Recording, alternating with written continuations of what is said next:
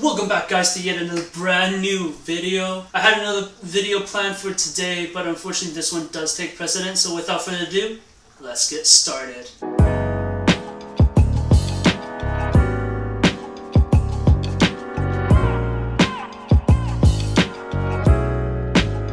Alright, since I will be adhering to my Monday bi-weekly uploads, you guys will probably heard of this news for about a week already. So apparently, we got Japan adding 2 new amendments into their laws in regards to the theft and also the pirating of anime and manga. This is huge. This is a big change. So without further ado, let's go into these 2 laws, break them down, see what happens if you do break them. Starting off, we got part 1. This targets those that are illegally streaming and also those who are giving out content. These are the providers, basically. So those who give out torrent links or even just straight up be a legal streaming site like KISSANIME and GoGoAnime. So if you are caught streaming these content, being the provider basically, then you will be fined 5 million yen, which equates to 47,000 USD, or 5 years in jail, or even a combination of both. Now this law will be into effect on October 1st of 2020, which is about 1.5 months since today's upload. So part 2 of the amendment is about those who are caught with illegally downloaded content. You're going to be hit with either a 2-year jail time or a 2 million yen fine, which equates to about 19,000 USD, or even a combination of both. This law will go into effect starting the 1st of January next year in 2021. So apparently the first amendment has already come into some sort of effect. As you probably already know, KISSANIME has been shut down permanently, and it really does make a major blow to the community itself. Personally, I have used both YouTube and also KISSANIME to kind of fuel my anime passion back as a kid. So let's just give a moment of silence for the website that went down, that carried our passion from our broke-ass kidhood all the way to adulthood. Alright, let's talk about the positive and negative effects of these 2 laws. Starting off with positives, we got studios making more bank. So according to the Japanese Animation Creators Association, in 2019, an animator in their 20s, like early to late 20s, basically starting out, they make 1.1 million yen annually. That equates to about 10,000 USD. And that's crazy. I made more than that just of last year. And that's with me working both part-time and full-time. So hopefully with this new amendment, that means that more people will be more inclined to purchase the content that they enjoy. And hopefully that means that there will be less animators out there who are dying due to overexhaustion. So let's talk about the negative effects. This will mainly affect 2 types of people. So the first type of people, as I stated previously, I was a kid, I couldn't afford the content that I was enjoying, and well, now that I can, I am paying for my own Crunchyroll and also Netflix subscriptions. So the first type of people who can't afford these type of subscriptions, people who are kids, people who are students with debt, because you know how US schools are like, oh my god, you walk out with more debt than you can ever afford to pay back. And also, last but not least, we got those with family challenges. So these type of people will probably be hit the hardest by these new laws. Alright, we got number 2.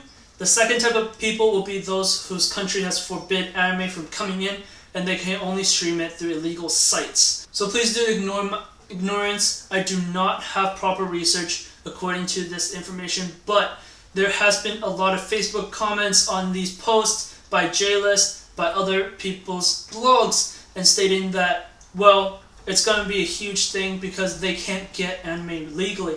There's no Crunchyroll, there's no Funimation, there's no Netflix in their countries that can help them legally stream these animes. So unfortunately, these people will be hit pretty hard as well. So personally, I've been using Crunchyroll and also Netflix for about 3 years now. I'm super happy where my money's going.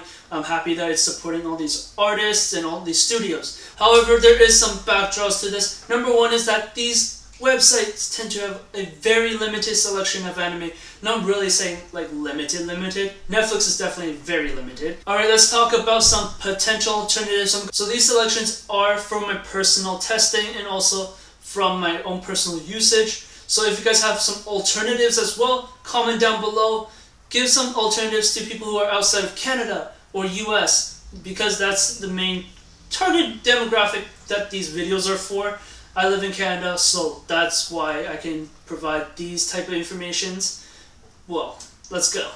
Alright, the first one, if you've been watching anime, this needs no introduction. It's Crunchyroll, and here are some of the positives. So starting off with the positives, we got free accounts. These free versions means that you can watch anime for free, but you're just gonna have to watch about 2-3 ads per episode. These ads, based off my previous experience from when I was like a kid, they were about 30 seconds long each, so up to you guys. That's something that you guys have to do. Number 2, they got an amazing library of animes. Like, I could find 90% of what I want to watch on there. Number 3, we got the Crunchyroll exclusives. I love Tower of God, and I'm reading the webtoon right now. Whenever it starts coming back again, it's currently on hiatus right now. And also we got God of High School. Man, this is an amazing show. I love it so much right now. Like, it's amazing. And then we got number 4, they got Manga. So if you pay $8, you can have both anime and manga in this one website. But I do have to say, the manga layout is not exactly the best. It's just bad. It's a bad layout for manga reading online. Alright, and last but not least, the final positive, they got exclusive interviews and dramas. If you're into those type of stuff, they got J-drama, and also they got interviews with directors and also producers of various animes, and also webtoon comics such as the Crunchyroll exclusives. However, there are always downsides to everything. Number 1, the app does not support offline downloads. That means it's not like Netflix where you could just watch it offline when you're on the way to work, on the SkyTrain, whatever. And to make matters worse, here's number 2 in terms of the negative. The data streaming is next to, like, it's just crazy. It's about 3 gigs of data just out the door for 1 hour of usage. And also another negative of Crunchyroll is, as I said previously, it does rotate out anime. And this might just be because of contracts with various studios. Alright, second recommendation, let's go. This one doesn't really need any real recommendations either. We got Funimation, the king of dubs. They're so good at it, even though that I don't really watch it. So that's why I'm gonna be saying this is based off of my little trial on the free version there. So as I stated, they got the free version. It's very good. You got 2 ads in between each episodes to watch. Alright, number 2, king of dubs. If you want to watch dubs, if you're into that type of stuff, like I'm not, most people aren't, but if you are into that type of stuff, Funimation, that's your stuff, man. That's your stuff. Also, they provide the cheapest plan out of the 3 recommendations I'm going to be giving you guys at $6 USD per month. Now here's another bonus. The Funimation app actually supports offline downloading. That's pretty wild. That's amazing. I've been asking Crunchyroll for that and no luck. So as I stated previously, because I don't use Funimation, I won't be able to give you guys any of the negatives out there. I don't know anything about Funimation outside of the few, okay, not even an hour of usage on the free version. I just used it, heard that's dub, and then it kind of bounced out. So if you guys have anything to comment about Funimation in terms of negatives, you know where to go. Down in the comment section, down below. Why did I say that twice? Well, just, you know, comment down there, say whatever you want, and yeah. So we got the third and last recommendation, we got Netflix. Come on, no introduction either, right? You've got the solid selection of anime, and also the terrible, whitewashed live action. that we all know and hate. Not know and love, know and hate.